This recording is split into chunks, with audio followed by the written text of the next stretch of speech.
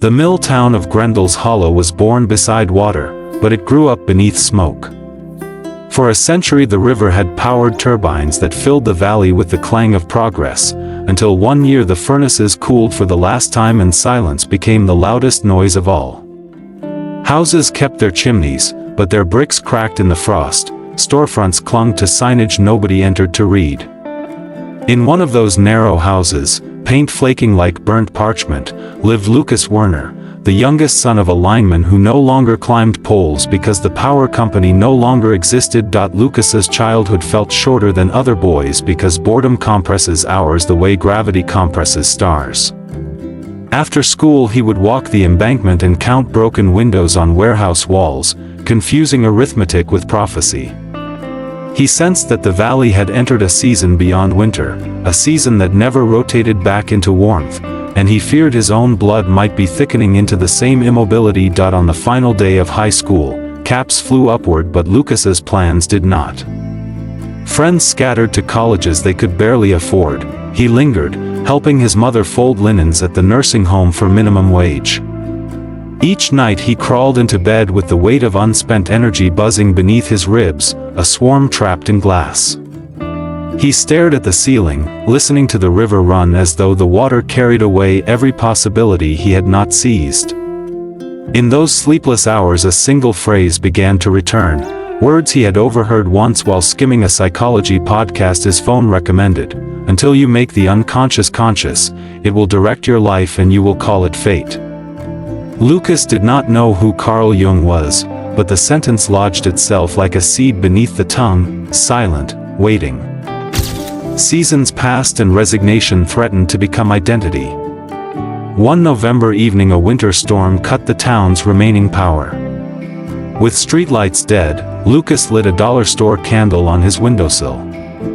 The room's familiar outlines melted into trembling silhouettes, the house seemed to breathe.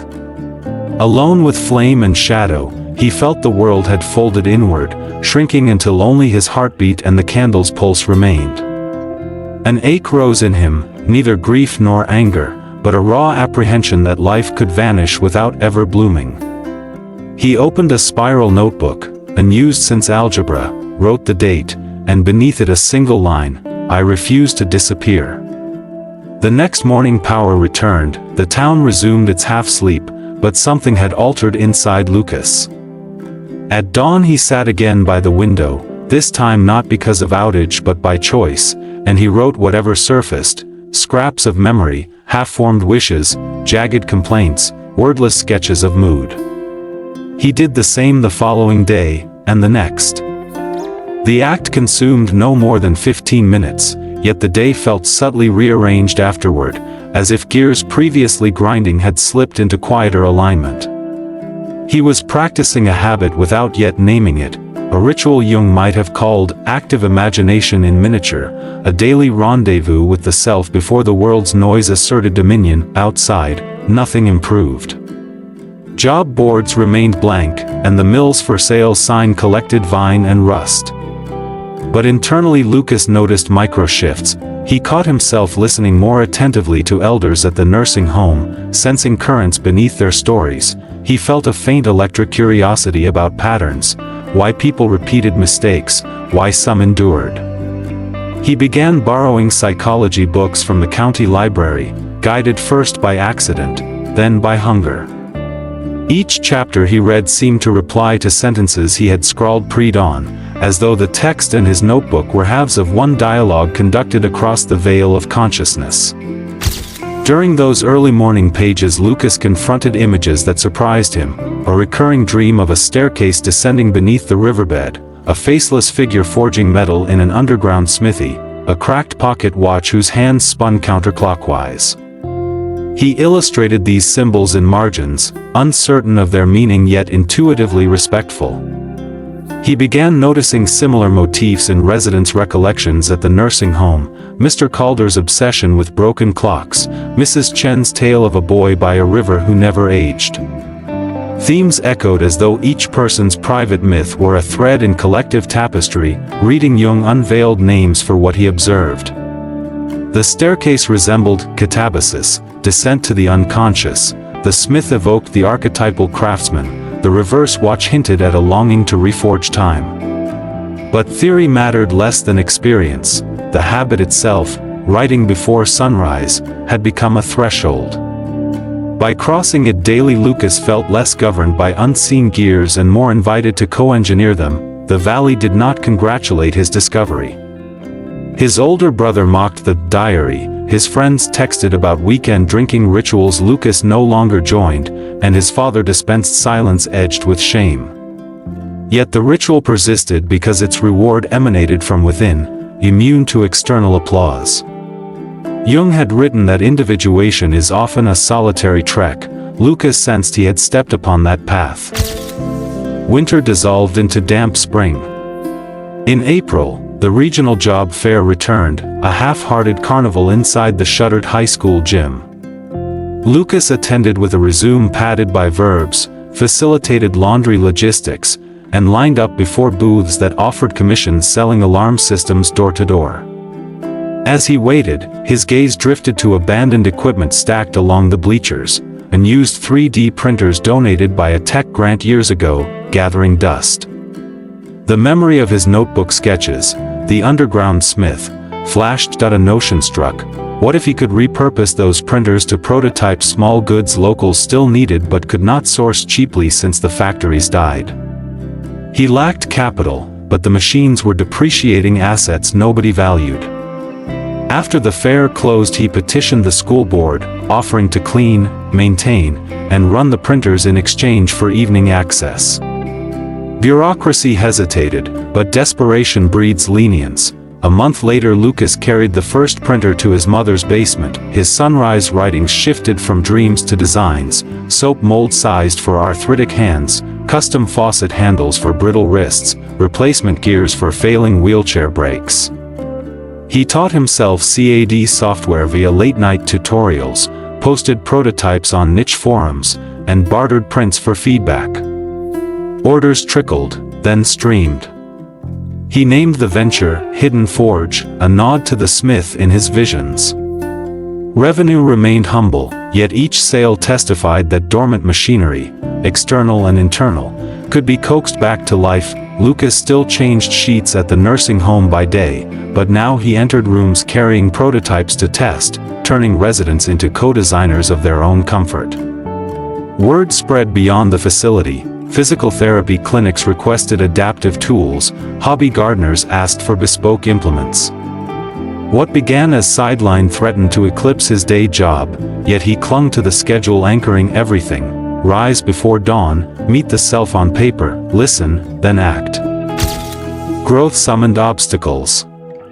A column in the local paper praised Hidden Forge, attracting curiosity from investors who spoke fluent spreadsheet but not soul. They offered capital if Lucas would relocate operations to the nearest metropolis, mass-produce plastics, and cull the sentimental consulting. Temptation whispered of instant scale, but each dawn session returned the same image: the riverbed staircase leading downward, not outward, and the sense that abandoning the valley would abort whatever transformation had begun. Meanwhile, his father's health faltered. Years of industrial inhalants fossilized in lungs, medical bills rose. Lucas felt the tug of familial duty against entrepreneurial risk. The notebook became battlefield, pages soaked with internal quarrel. Yet the ritual itself prevented paralysis. By externalizing turmoil in ink, he saw choices not as binary but as narrative branches he could survey. Jung described holding the tension of opposites until a third thing emerged. In May, that third thing arrived. Lucas proposed to investors a compromise. They would supply raw material and distribution, he would retain design autonomy and keep prototyping hub in Grendel's Hollow, employing locals trained on the reclaimed printers. The investors, initially dismissive, recognized public relations gold in a story of a town rejuvenated through inclusive manufacturing. Contracts were redrafted. Hidden Forge became not relocation but renaissance, yet victory paled beside a new dread. Could Lucas, self-taught and uncredentialed, lead others?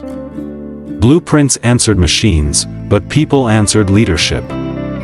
Nights he scoured management books, yet mornings the notebook reminded him that authority without authenticity collapses. He resolved to lead through the same habit that had birthed the venture: daily introspection first, decisions second. Employees would clock in at 7, but at 6 the facility lights rose for optional, quiet hour, a space where anyone could journal, sketch, or simply breathe. Some mocked the ritual, others embraced it. Over months productivity metrics hinted the practice mattered. 2 years after the blackout candle, Hidden Forge occupied 3 renovated warehouses, machinery hummed where silence once nested, and unemployment in the valley fell by 11%. Reporters asked Lucas for the secret. He resisted grand theories until a documentary crew arrived with cameras and urgency. Under their lights he finally articulated what he had only practiced. The one habit was the dawn meeting with the unconscious, a vow to write without performance, to witness the self before the world imposed masks. Across interviews he cited Jung, whose sentence had seeded everything. Audiences latched onto a phrase the producer coined: the silent habit. Blogs erupted with 5-step hacks, but many missed the essence. The habit was not another productivity tool. It was a covenant with inner life, a refusal to outsource destiny to chance or inherited despair. Success inverted Lucas's world yet preserved its axis. Notebook at dawn, river flowing beyond the window, staircase descending in dream toward deeper chambers. He sensed chapters still unwritten, conflicts, reconciliations, perhaps a descent darker than anything so far. But now he trusted the habit to hold him. For the first time he envisioned a horizon beyond personal triumph, a school where youth could learn to greet their shadows before adulthood sealed them in roles. That vision would demand alliances, risk, and a confrontation with systems older than the valley's mills. It would ask him to descend the staircase fully, to face the archetypal smith not as guide but as mirror. And it would begin, as always, with ink meeting paper when the world was still half asleep, shaping destiny in strokes too quiet for anyone but the self to hear. The third winter after Hidden Forge's launch arrived with a blizzard so dense it erased the horizon and made every footstep a negotiation with white nothingness. Lucas walked home one evening to find the notebook open on his desk, though he was certain he had left it closed. On the exposed page a circle he had once sketched, the riverbed stair, had darkened. Moisture from a roof leak bled the graphite until the steps seemed to fade into watery night. The accident felt like omen. That night he dreamed not of the staircase but of its terminus. A vaulted cavern stretched beneath the valley, lit by no source, aglow with dull copper. In the center a furnace roared without fuel, forging shapes that hovered undecided between tool and weapon. Around the fire stood figures half hidden by hoods, striking molten metal in unison, their hammers syncing with the beat of Lucas's own pulse. When he woke, the air smelled of iron though no radiator hissed, interpreting symbols had become reflex. The dream implied that the unconscious workshop, once a private refuge, was now a collective space where many hands labored. Hidden Forge's growth had bound other lives to his interior myth. If he avoided dissent he risked forging implements he did not understand, instruments that could liberate or wound. He decided the next phase of expansion would not be outward but downward, a systematic exploration of the town's shared psychic bedrock.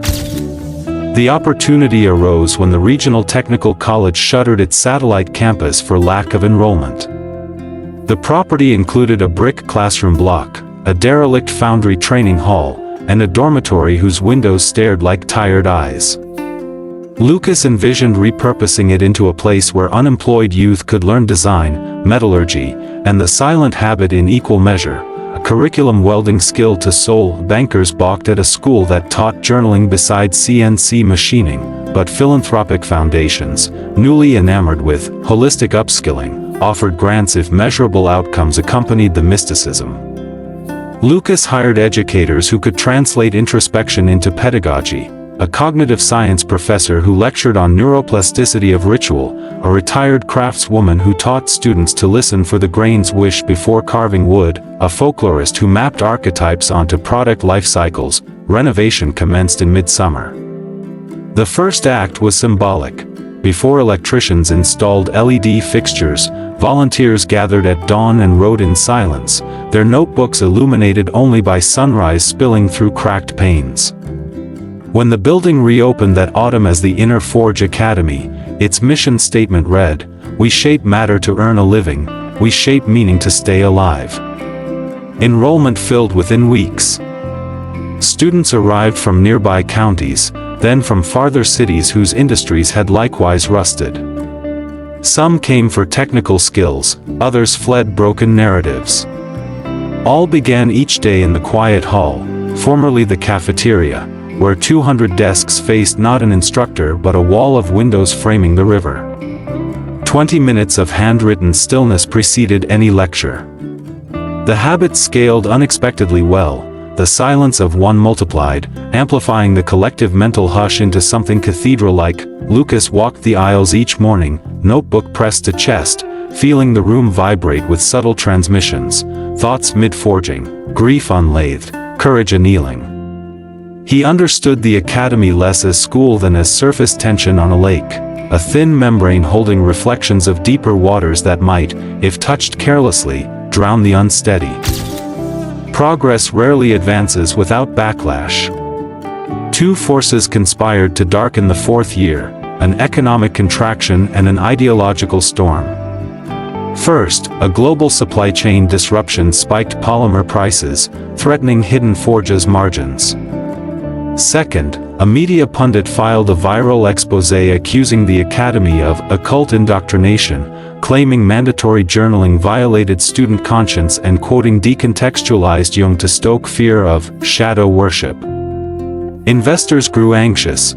Parents withdrew 16 students. A local pastor organized vigils outside the campus gate, candles flickering like a counter-ritual against the dawn habit within.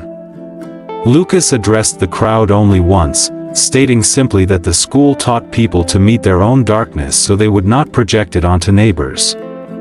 The statement appeased few. Meanwhile, the polymer crisis forced production cuts, layoffs loomed, and the very social contract Hidden Forge had drafted with the valley began to tear. Lucas's morning pages turned frantic, ink carving trenches of doubt. The furnace dream returned, but now the hammers fell erratically, sparks flying into screaming voids. In waking hours he felt that rhythm collapse, workers confused by shifting schedules, students sensing adult fear. He considered shuttering the academy, preserving the manufacturing core, and buying cheaper materials from overseas. Each option felt like slamming a door to the cavern while the smiths still toiled inside. One night, after rereading Jung on the Night Sea Journey, he realized the eclipse was not an aberration but an initiation. The habit he preached must prove itself under shadow or betray its own premise. 3 critical events coincided within a single week. First, a flash flood tore through the valley after unseasonal rains, submerging the academy's basement workshops. Students evacuated, but machinery drowned under silt. Insurance would cover repairs but only if the academy temporarily ceased classes, exactly the hiatus critics demanded. Second, Lucas's father suffered respiratory collapse, an inevitable culmination of years breathing furnace dust. At the hospital bedside, Lucas watched the old man clutch an invisible tool, fingers curling as if still twisting copper wire. Lucas understood the gesture as the body's final attempt to signal purpose. Third, a student named Amira, who had once sculpted prosthetic grips for her arthritic grandmother, posted an open letter online defending the academy. She wrote that journaling had allowed her to listen to grief long enough to sculpt devices that relieved others of pain, proving belief and utility can share a chassis. Her letter spread rapidly, reframing the school from cultish curiosity to compassionate factory. Donations trickled, then poured. Standing before the flooded workshops, Lucas realized the river had done for the academy what the power outage had done for him years earlier, stripped machinery of illusion, revealing dependencies hidden beneath routine. He resolved to rebuild not despite the water but with it. Plans emerged to elevate equipment on modular platforms, incorporate hydrofiltration channels, and teach fluid-powered manufacturing alongside electronics, transforming catastrophe into curriculum. He pitched the redesign to investors and donors as the Riverbed Crucible Project, arguing that communities everywhere would need resilient, adaptive microfactories in an era of climate volatility. Grants arrived from environmental institutes, and students volunteered weekends, scooping mud with the vigor of forging futures from sediment itself. Reconstruction took 7 months. During that span, Lucas's father passed quietly, notebook clutched in hand, a blank one Lucas had gifted him on his last conscious day. The pages remained empty, but the gesture felt complete, a circle closed between generations. A father who had built pylons in the outer world, a son building bridges inside it. The new workshops opened in spring, powered partly by microturbines harnessing the river's flow, their humming replacing the silence of loss with a song of continuity. Curriculum expanded, students now began in the quiet hall, then moved to shadow labs where psychological insight translated into design, projects mapped directly to archetypal themes discovered in their journals. One team studied the mythic Hermes, messenger between realms, and engineered a modular communication device for disaster zones. Another confronted the devouring mother motif and developed biodegradable food storage units deterring hoarding by portion-controlled decay. Prototypes won innovation awards, generating licensing revenue that stabilized Hidden Forge's finances. The media narrative inverted again, outlets celebrated the valley that rode its way back to life. Skeptics persisted, but dissent lost momentum as tangible outcomes accumulated. Lucas accepted invitations to speak at conferences, yet he declined many, citing a rule he now taught: accept no podium that competes with the day's first conversation with yourself. Despite public praise, Lucas felt a private incompleteness. The furnace dream still echoed, but now he stood among the hooded smiths. They paused their pounding, revealing faces that were all versions of his own, ages ranging from boy to elder. Each offered a hammer, but Lucas knew choosing one meant relinquishing the rest. The dream ended before decision. He brought the image to his journal, realizing that leadership had diffused his identity across roles: founder, teacher, son, mourner. Integration required selecting a single guiding principle to temper the others. Over weeks of pre-dawn writing, he distilled the habit's essence into one commitment: I will steward the place where inner and outer craft converge. The phrase became a lodestar, allowing him to delegate operations and carve time for research into consciousness-centered manufacturing, a field he named psychomaterial engineering. 5 years after the first candle lit his windowsill, the valley celebrated the inauguration of the Grendel Hydrocultural Commons, a riverfront complex combining community gardens, art studios, and microgrid laboratories. The commons represented the fourth ring of growth, after Hidden Forge, the Academy, and the Crucible Project, and it existed because hundreds of individuals now woke before sunrise to write intentions that gradually soldered into collective blueprint. On opening day, Lucas chose not to give a speech. Instead, he placed a blank notebook on a lectern and invited any attendee to write a single sentence about what habits silently shaped their destiny. By dusk, the pages were filled: statements about morning walks, nightly lullabies, shared meals, deliberate forgiveness. He realized the true success of his journey: the one habit had ceased to be his and become a commons unto itself, a ritual anyone could inherit without permission. That night the furnace dream returned for the final time. The smith stood back as Lucas approached the anvil. Upon it lay a single object, neither tool nor weapon, glowing but cool to the touch, a bound book whose pages reflected molten light. He opened it and found every entry he had ever penned, but also new pages he had never written, accounts of lives transformed by practices he would never witness. As he turned the last page, the cavern brightened, revealing not walls but limitless expanse, the fire rising like a second sun. He woke before dawn, heart steady. Outside, the river carried moonlight downstream, whispering of lands beyond the valley. For a fleeting moment he wondered whether destiny demanded a new frontier. Then he heard the quiet, steady breathing of the town around him, workers, students, elders, and he knew his voyage continued right where he stood. He reached for the notebook and wrote a closing line that felt more like an opening. When the world finally looks silent, listen closer. It is only the turning of countless pages. The habit completed its circle, shaping not just one life but the invisible architecture of many, each destined to rise before the sun and meet themselves in ink, rewriting futures line by line, revolution by whisper, destiny by design, too quiet for history's headlines, yet loud enough for the soul to answer.